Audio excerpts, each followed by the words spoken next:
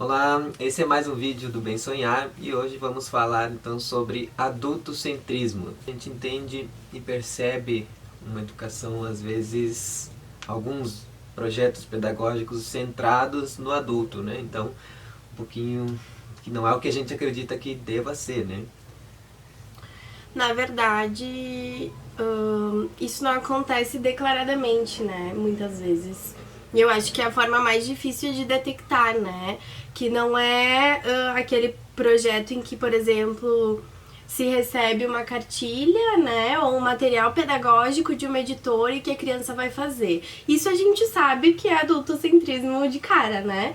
Mas existem outras formas de centrar o adulto no processo, né? E uma das formas para nós é de conduzir as brincadeiras com objetivos bem específicos, né? Que o brincar livre não é livre, é só uma armadilha para conduzir aquilo que o adulto deseja da criança, né? Eu acho que esse é o ponto de a gente tomar consciência, às vezes, dessas pedagogias, né? Porque a gente vai botar a criança para aprender alguma coisa, né? Então, ou seja, brincar para isso, aprender brincando, né? Claro, a gente entende, às vezes a intenção pode ser boa e tal, mas às vezes a gente cai muito fácil assim nessas armadilhas perigosas assim que são adultocêntricas, né? Que a gente acaba não percebendo muito a cultura da criança, a cultura da infância, das infâncias, né? Então a gente meio que conduz e parece que é meio manipular a criança para algo, né? Como se ela não tivesse uma plenitude, não tivesse o ser dela ali. E outra que moral que o adulto teria, né? De, olha, veja o nosso mundo, que maravilha. E ela vai olhar o mundo fora, com pessoas doentes, por bobices, criminalidade, todo o que a gente sabe o que envolve, e a gente ainda até quer dizer para ela que a gente tem moral para falar, né? Basicamente assim, mas Sim, como se um saber ou uma cultura, talvez a cultura do adulto fosse mais ou superior à cultura da criança, né? Eu acho que a gente desconsidera às vezes, né, como educadores, esses pequenos detalhes, porque eu acho que tornar uma educação adultocentrista é não só fazer essas coisas macro, né, como num pequeno momento não conseguir prestar atenção no que aquela criança está tentando dizer, né? Quando tu fala, por exemplo, que existe uma cultura ali, é nisso que eu fico pensando, né? Que a cultura da infância, ela tá em tudo. No jeito da criança ir até o banheiro, no jeito da criança se alimentar. Eu vi um vídeo agora da escola cotidiana em Santa Catarina que tinha um vídeo bem longo de um menininho comendo mamão, né? E aí ele pegava e aí caía do garfo. E aí ele tentava de novo, tentava, e daí ele tentou umas 6 vezes, e daí na sétima ele mesmo resolveu comer com a mão.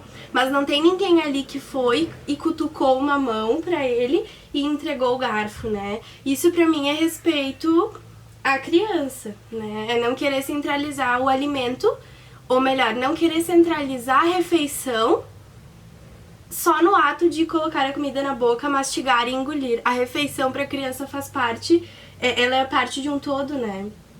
E esse tempo, ele também é parte da refeição.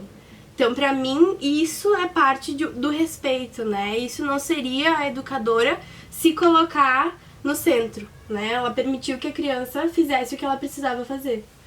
é o adultocentrismo seria quase seria uma violência, né? Violentar aquele ser que está vindo agora, né? De uma anamnese, né? De como algumas crenças ou até a ciência atrás de ela ter memórias intrauterinas ainda, e que são muito importantes para o desenvolvimento dela e para a presença, para o bem-estar dela naquele momento, né? Não só naquela ideia de projeto de futuro. Isso. E a gente vem com aquela cultura adultocêntrica empurrando muito forte, né? Amassando a espontaneidade, né? O jeito de ser da criança. É uma visão ontológica, né? Uma coisa de ser, como que você concebe o ser, né? O que ser é esse? Exato. O ser, parece que o ser, daí a gente vai caindo logo naquilo lá, o ser existe dos 18 a idade que ela se aposenta, né? Agora até menos, né? Porque nem os mais velhos têm empregos, né? Então você vai ver que parece que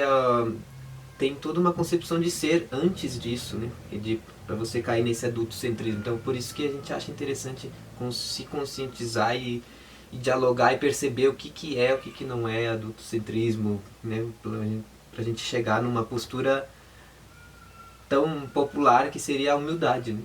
Principalmente a humildade. A humildade na educação, acho que ela é fundamental, porque você tem que respeitar aquele ser ali, aquela criança, o outro educador, né? E todo mundo que envolve ali, e procurar compreender no mundo do outro não é fácil. E parece que a gente quer encurtar esse caminho já com uma resposta pronta.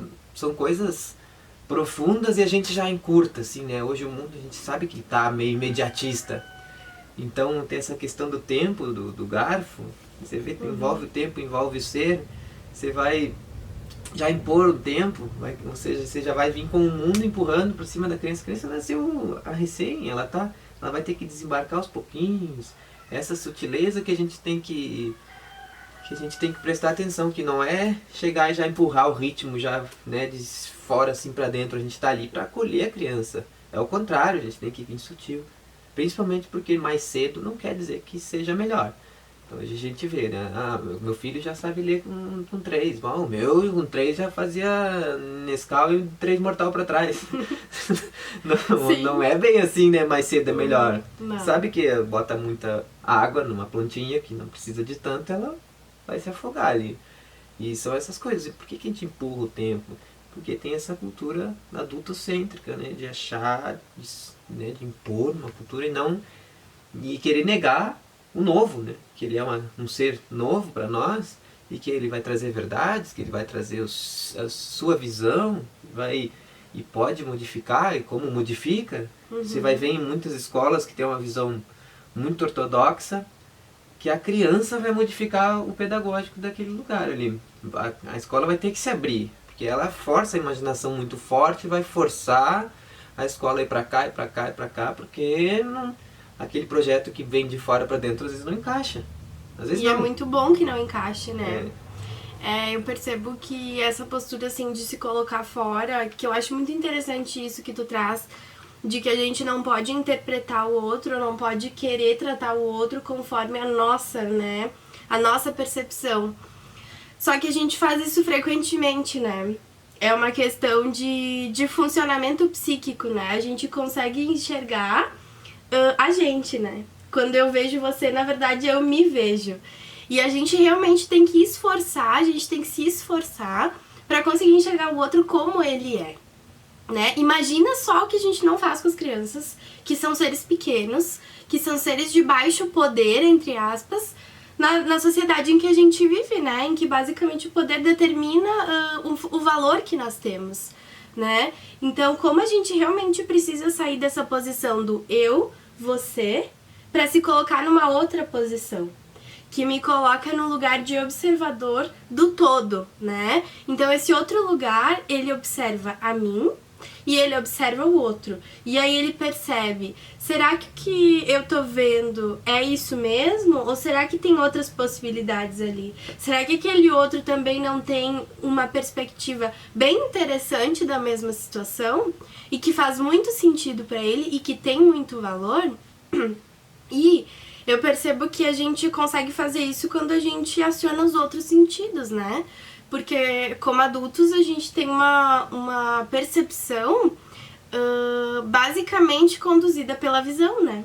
O Gandhi Piarsky trouxe isso pra nós no encontro que nós tivemos com ele no ano passado, em 2019, e ele nos trouxe, né, o quanto evocar os outros sentidos faz com que a gente tenha uma percepção um pouco mais aguçada das situações, né? Às vezes ouvir, que é o que a gente tem mais dificuldade de fazer, né? Sentir o cheiro, sentir o toque, né? Como todos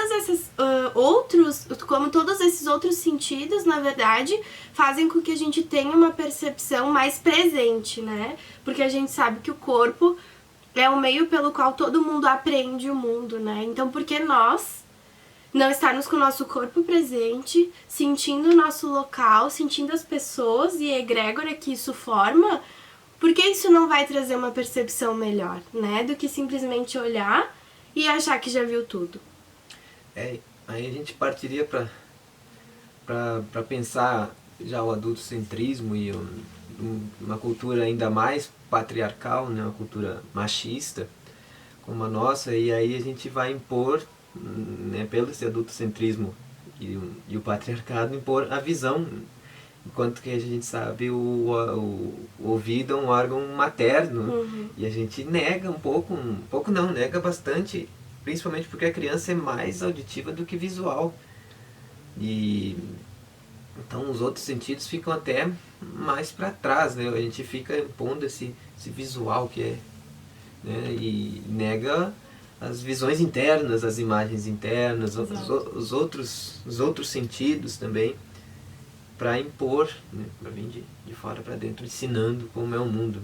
Quem é que sabe, quem é que tem a audácia de explicar o mundo, né? A audácia de explicar o ser, o que vem antes e o que vem depois. Exato. E a gente já vem com aquela postura assim de sabe tudo para cima da criança, sendo a criança vai achar ela, na fantasia dela que você sabe tudo, mas está mentindo, né? Claramente. Todo mundo tem que ter uma humildade de dizer, não, eu não sei tudo. É o básico de uma educação que a gente acredita, né? Eu acho que o antídoto o antídoto pro adultocentrismo seria humildade, né? E acho que é autoconhecimento. A gente vai pegar Sócrates, né, falando sobre conhece-te a ti mesmo, e o Nietzsche, torna-te quem tu és, né? Por que esses princípios não chegam à criança? Por que a gente fala, né, conhecer a mim, tá? Mas então vamos proporcionar para a criança conhecer ela mesma.